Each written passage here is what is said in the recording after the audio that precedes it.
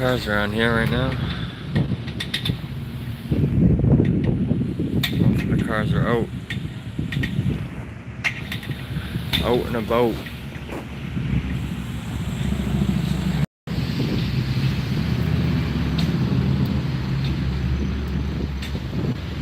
So guys, we're at the Salem Police Department in Salem, Mass.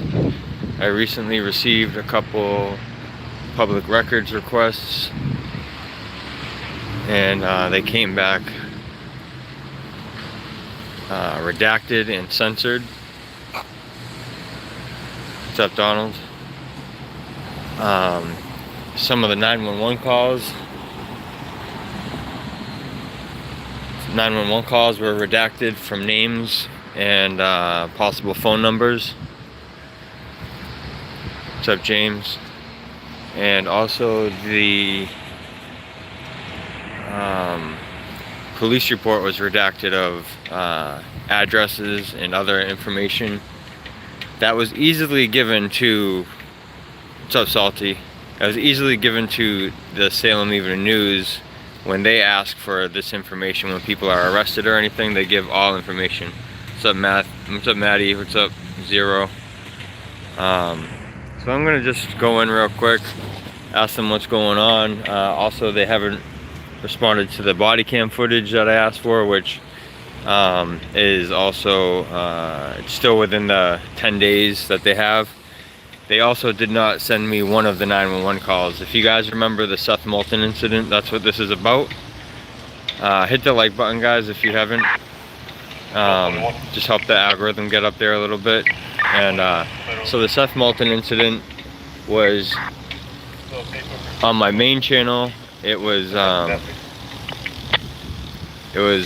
live stream and another video with extra footage in it. And if you guys remember the end of the... You mind attempting to serve that, please? If you guys remember the end of... No, I haven't yet. The end of the Seth Moulton live stream, that there was a woman that called 911 and she was talking to them for probably about 2 minutes. And she was lying to them. She was saying I was in her face. She said that I was about 4 feet away from her when I was over 10 feet away from her. And they told her there's nothing they can do about it. That 911 call was also missing. So I'm going to ask about the 911 call, the redactions, the body cam, and that's about it. So let's go check it out, guys. Just wanted to give you guys a little... I guess I should use my body cam while I'm at it. There we go. I'll kind of update you guys with the whole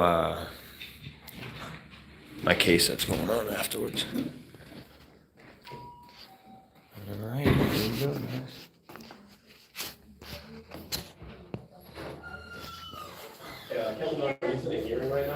Hi, good. How are you?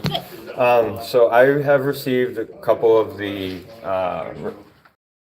public records requests that I asked for. Okay. One was 911 calls and everything from the Seth Moulton incident. Thank you. Yep. There was one 911 call that it wasn't in there. It happened after the police left, and it was an older woman. Do you know what specific?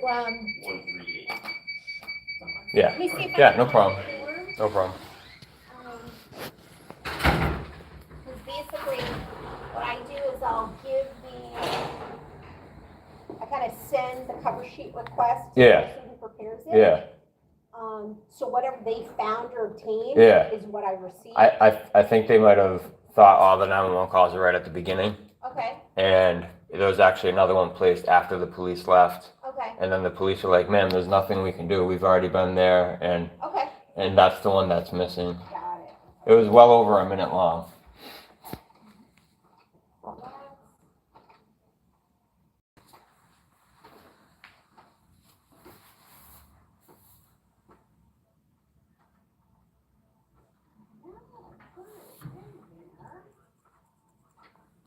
I probably had so many requests.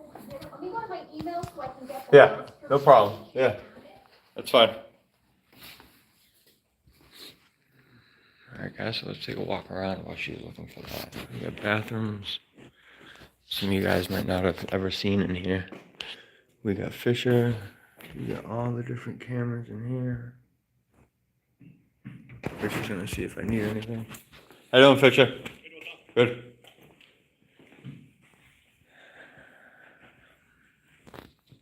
I think this girl's new back here. She was warned. We can film. Can record them. So.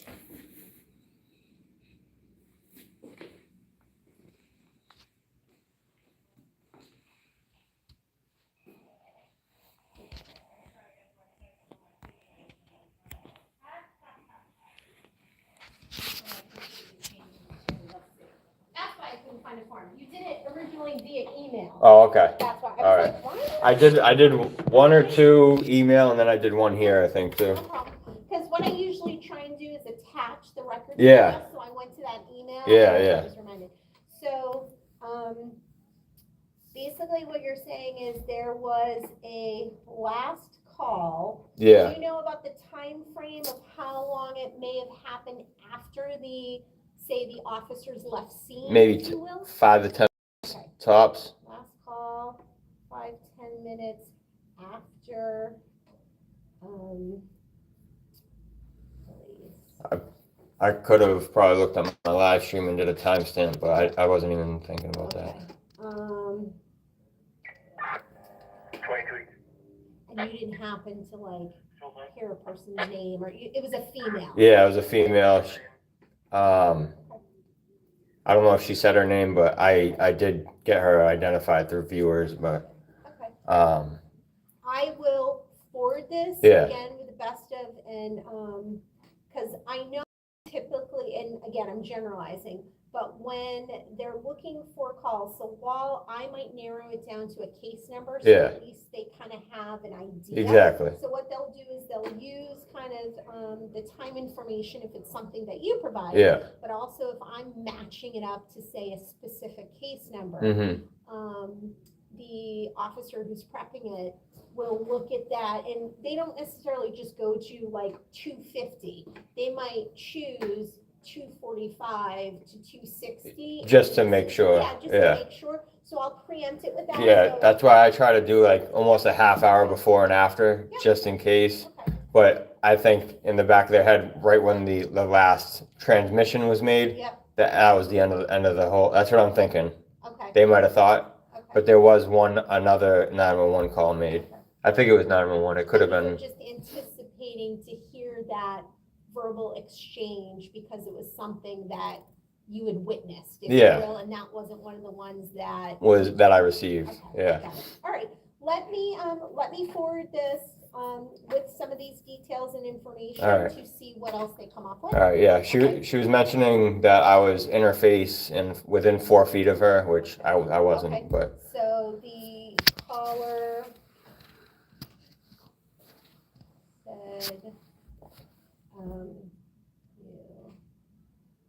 and the officer was like, "Man, there's nothing we can do." the dispatch. You mean? Yeah. Yeah. Okay. Because the officer wasn't. Yeah. The dispatch officer. Yeah. So this was in her face. Okay. Dispatch. Okay. Yeah, let me forward some of these details to see what else they might, excuse me. All right. What might they be able to see? All right. And 2 other questions. Yeah. Some of the police report I got back, and what else? Oh, and the actual 911 calls were redacted. Mhm. How or why does that happen? So under exemption C, if there were any parts of it redacted, and again, I'm thinking when it comes to 911 Mhm. calls, if there are times where dispatchers might ask someone's phone number so they can call them back or get cut off. Under exemption C, we don't give phone numbers. You have a right to address. Think of it as anything that's like easily or readily might be available if you Google it. Address, We don't- right? Address we would give, but not a phone number. Those were So redacted. We wouldn't give like date of birth, we wouldn't give phone number, and this is just Yeah, generally yeah. speaking. So all addresses were redacted. But when so we can supply addresses, we just have to hand redact. So In our records management system, when we hit a redact button, it basically takes everything except the name out. If someone's looking specifically for an address, they can request that they're looking for that person's address, and we go back and we have to hand redact everything. Because like I went over this with you before with when I was asking for their arrests. I only got name, I think name, maybe age, but I didn't get address. Like how the Salem Evening News does. Like they just publish all my personal information. Okay, so there's a difference between that. So when something goes to court or becomes public docket, the arrest, record, yeah, that's through the public record. And so when any police station or municipality is prepping, depending on what they use for software, for things for press release, there are certain things that they might identify, and I can have someone like a Captain Barabee speak to more to that. Yeah. The ones that pull up what gets media released. But when it comes to what we do here in records, as far as what we share with just any requester, it's the lens of who's requesting, what are they requesting. Okay. So, and I never want to blame this on the software, but the software with the way when we hit redact, just because with the exception of address, everything else gets taken out because under exemption C, the person would not need it. So there are times where someone will say, you know, we are looking to seek civil damages, and we want to send something to us. And that's something where we would maybe then go back and hand redact so that address is available. It's because it takes out the phone number, maybe someone's license number, maybe someone, because even when it comes to say a car accident, you don't need their license number. What you need is their insurance information. All right, so it's not we're not doing it, say, maliciously or intentionally. It's just based on what people need for what purposes. That's what spits out. But if it's something like, hey, you know, I was looking for the address because, you know, something needed to be sent. Okay, we go back, we'll reprint the report and redact everything except that particular. All right. So say I want to bring people up on civil litigation for violating my First Amendment, I could get. What you do is you put in a request based on, I received case 1, 2, 3, 4. I was looking to obtain the address. I mean, you don't have to tell us why you're looking for the address, but it's more a matter of know that the reason you might have gotten something that has that big black line is because that's how the report spits out. Now with the phone calls, I've got 911 calls with name, number, everything. I'll be honest, and I can't speak to why you would have received that. I know if it's a different states have different records. That was Massachusetts. And I can't even speak. It was actually this department, And I apologize, I can't speak to what was done prior. I know that under Mass Public Records Law, depending on the nature of the report, it's not something where you get a phone number, a date of birth, things like that. So if there was something redacted, it might be something where, I'll give you an example, you're calling in, hi, my name's, what's your name, sir? My name is Thomas, but I'd like that not to be part of the report. And then someone requests that. You can request your name not to be part of it, depending on the nature of it. Based on the requester. So I'm sorry, I'm taking up your time right now. I'm realizing we're talking a little more than probably expected. So how about when I've never identified or anything, and they put me in the police report, and I ask not to be. And this is where, forgive me, this is where I would default to them, an officer or boots on the ground, because again, law enforcement didn't go. Absolutely. I can tell you just from the records perspective why, if something was taken out, or if you did receive something that you have a question about, by all means, we can retake a look and give you an understanding. All right. Yeah, this is why I ask so many questions, because I get different answers or responses at different times. Like there was a time where I asked for the video and audio from a booking. They're like, well, you're not media. And again, I know. I can't. And then when I'm on a scene, they're like, oh, media's over there, Tom. I'm like, so what is it? And that would be, and I would direct you to, that would be a question for who you're speaking to. Absolutely. And maybe it's something. And it happened to be the same officer too, so. And say, hey, remember when I talked to you at this time versus Can I get more clarification? All right, cool. Because I would hate to speak on someone else's behalf because I don't have that. Well, I just thought that you might know why, because it's part of the report and the redactions or the Yeah, non-redactions. I mean, I can think of it as in the lens of what my role is here. Yeah, With the information and training that I have, I'm Yeah. gonna give you the best information that I know, and if I ever need clarification or additional details, kind of like when we were talking Yeah. about the use of force, yeah, that's where I say, hey, you know, if you. Let give me go some ask some time, questions. Let me, yeah, and that's where I use, say, like our city solicitor or like Yeah. liaison to say, I got this question, it's Yeah. something new for me, I wanna make sure that I'm giving the right Exactly. information. All right, yeah, because I'm probably in over 50 to 100 reports that I've never identified or broken a law, and it seems to be quite okay to put all my information out there, but And which again, I know it's not yeah, you. I can't I know it's not you. speak to that Yeah, yeah, yeah, process. That would be definitely a That just question for. that just popped in my head when you're like, oh well, if someone calls and they ask for no, it's like Yeah. you're calling and you're making a public record. You shouldn't be able to be redacted, I believe, because that's part of this whole. But I think and so again, when I'm thinking of the records that I see and the nature of if something is redacted. Yeah. If there is something under exemption C for, say, I'm gonna look that up. safety reasons, confidentiality, witness intimidation, that's where I say it depends on the nature of the report. So instead of generalizing. But they have that's to, why- yeah. But that's why And there has to be a records probable officer- cause But that. that's as a records officer, we look at each individual report. So while we might have guidelines. Yeah. We look at each report and try and make a determination based on who is the requester, what is the nature of the report, are there any exemptions that are applicable? And we kind of go from there. So Yeah. So basically, I'm gonna look up C because I haven't really even looked at that exemption part. But so what I'm gathering from it, they were saying my First Amendment right was harassment that day. Therefore, they think I might possibly retaliate against whoever left their name and number and. Not. Again, I'm just speaking my thought out loud, so I have it on video. And if you go to mass.gov Yeah. and you type in public records, the public records guide is Yeah. literally, and like, so you've received I've actually emails read from it, me. yeah. If you received emails from me, there's a link. Yeah, I see that it. says, if you click on it. Yeah, yeah. It gives you the whole entire thing and you can scroll Yeah, through. absolutely. So the same thing that's in the exemption letter that I send you, that's basically just the big version. Yeah. Versus the snippet. Yeah. Of what's explained. Because there's one of the exemptions or sections, subsections I send you guys to. Sometimes, Yeah. Like I send you guys sometimes that to ask for my everything to be waived. So I've read through the whole thing. I just can't remember that one. So. And then also it just takes you through, and the reason we include like what the appeals process is, because that's on a different level. Yeah. To share with you how you go about doing that. Yeah, the Secretary of State. Yeah, which that might end up happening. But all right, I appreciate your help. Thank you. I have the giant white fluffy dog.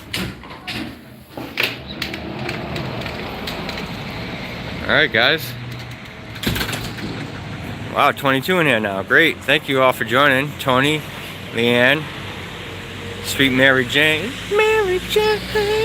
Salty, Bill. All right, so I think she explained it fairly well.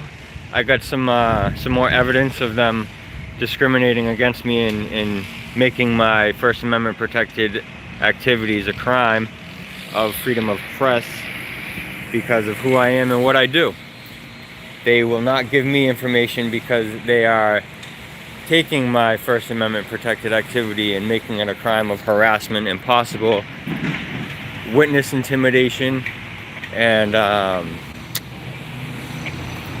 what else did she say? She listed off like 3 different things. From 11 Dodge. So Same it. with the case right now, guys, I just came back from the court. I got a couple motion paperworks, put in a couple motions. I haven't got an attorney yet. I've spoken to a couple, but I haven't got an attorney yet. A federal lawsuit is federal lawsuit will be filed soon. I just got the DA's name to put on that lawsuit and drop the charges, so she won't be further liable for any damages or losses to my freedoms. So I appreciate you all. Once I get audio from the court date, for my arraignment. I'm going to play it on a live stream, and I'm going to go over the police report, go over the verbiage of assault and battery, also chapter 265 section 37, which is Massachusetts general law for civil rights violations. And again, guys, if you haven't hit the like button yet, hit that like button before we get out of here.